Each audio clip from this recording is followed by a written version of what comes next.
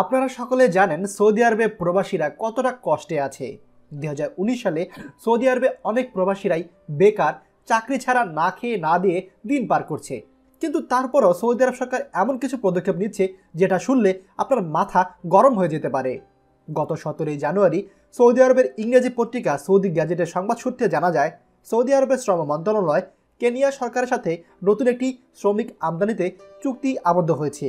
নতুন এই চুক্তিতে সৌদি আরব এখন কেনিয়া থেকে গৃহকর্মী তথা বিভিন্ন আলাদা পেশায় শ্রমিক সৌদি আরবে নিয়ে আসবে। সৌদি আরবের পক্ষে চুক্তিতে সই করেন শ্রম মন্ত্রণালয়ের আন্তর্জাতিক সমন্বয় উন্নয়ন বোর্ডের প্রধান ফাইসাল আল উতাইবি। এই খবরে কোনো নতুনত্ব নেই, কারণ আমরা সৌদি আরব প্রবাসীরা পূর্বেও দেখেছি যে সৌদি আরব এবং অনেক দেশের সঙ্গে প্রায় নিত্য নতুন চুক্তি করে এবং সেই দেশ থেকে শ্রমিক আনে। অতঃপর শ্রমিকের উপর নির্যাতন এমনভাবে চালানো হয় যে শ্রমিকের নির্দেশে সরকার উক্ত চুক্তি বাতিল করে দিতে বাধ্য হয়। যেমনটি নারী শ্রমিক আমদানির ক্ষেত্রে বাতিল করেছে ঘানা, ইন্দোনেশিয়া, ফিলিপাইন। যদিও আমাদের বাংলাদেশ এখনও বাতিল করেনি, তবে সোশ্যাল মিডিয়ার কল্যাণে এবং বিভিন্ন সচেতনতামূলক পোস্ট ভিডিওর কারণে এখন নারী শ্রমিক এই দেশটিতে খুব কমই আসছে। সৌদি আরবে যে শ্রমিকের কমতি আছে তা কিন্তু নয়, বরঞ্চ শ্রমিক এখানে বেশি আছে এবং সৌদি আরব সরকার এখন প্রবাসীদেরকে বিদায় করে ওখানে সৌদি নাগরিকদেরকে চাকরি দিচ্ছে। সৌদি আরবের লোকরা এখন প্রবাসীদের মতো যে কোনো কাজ করতে পারে, যদিও করে না এবং কাজেও আসে না। এখন প্রশ্ন হলো, তাহলে এত প্রবাসী শ্রমিক থাকার পরেও সৌদি আরব সরকার কেন নতুন শ্রমিক আমদানিতে আগ্রহী হলো?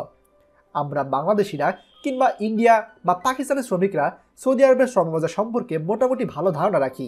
আমরা জানি এখানে কোন কাজে কতটুকু বেতন পাওয়া যায়, কিংবা খারাপ কফিল, হারামজাদা বা খারাপ কোম্পানি বা জানোয়ার মালিকেরা যদিও আমাদের সাথে খুব খারাপ আচরণ করে বা বেতন না দেয়, তাহলে তাদের বিরুদ্ধে কী ব্যবস্থা নিতে হবে সেটা আমাদের সকলেরই জানা। কিন্তু দরিদ্র দেশ আফ্রিকা কেনিয়া সরকার এসব জানা সত্ত্বেও নতুন করে শ্রমিক পাঠাতে রাজি হয়েছে, কারণ দুর্নীতি এবং স্থানীয় শ্রমিকদের সৌদি বাবাজিদের কুকর্ম সম্পর্কে অজ্ঞতার কারণে তারা এসব বিষয়ে কিছুই জানে না। যদিও 2015 সালে কেনিয়া একবার কিছু সংখ্যক নারী গৃহকর্মী এখানে পাঠিয়ে একবার বুঝেছিল সৌদি আরবের লোকজনদের কুস্বভাব সম্পর্কে, তবে শুধু ডোনেশন নামক মিষ্টি খেতে আবারও রাজি হয়েছে তারা। এখন আমার প্রশ্ন, বর্তমানে তো সৌদি আরবের শ্রমিক অভাব নেই, লাখের সংখ্যায় বেকার শ্রমিক সৌদি আরবে পড়ে আছে, তাহলে ওদেরকে না কাজে লাগাক, নতুন করে শ্রমিক আমদানি কি দরকার? কিন্তু ভাই, এখানে বিরাট গেম চলছে। আগের শ্রমিকদের যদি নতুন করে পুনর্বহাল করে, তাহলে তাদের বেতন ক্লিয়ার করতে হবে, কফিলের সাথে করা মামলার বিহিত করতে হবে, দুপক্ষকে সন্তুষ্ট রেখে কাজ সমাধান করতে হবে। আর এই কাজটি সৌদি আরব সরকার করতে যাচ্ছে না।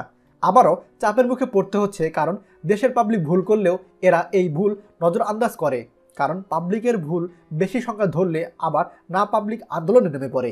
আর এই কুচিন্তার সবচেয়ে বেশি বিরূপ প্রভাব পড়েছে আমার আপনার তথা এই ভুক্তভোগী প্রবাসীদের উপর। আমরা অধিকাংশের অবস্থা এখন প্রায় পুলসিরাতের পুলের উপর দাঁড়িয়ে থাকার মতো, এ কুলেও যেতে পারছি না আবার ও কুলেও যেতে পারছি না, মাঝখানে দাঁড়িয়ে দাঁড়িয়ে চোখের পানি ঝরাচ্ছি। কথায় আছে না, পুরান পাগলের ভাত নাই, আবার নতুন পাগলের আমদানি, এই আর কি। এখানে সৌদি আরব সরকার বিরাট বড় একটি গেম খেলছে। তারা চাচ্ছে সৌদি আরবে কফিল নামক জানোয়ারদের আবার ফায়দা করে দিতে।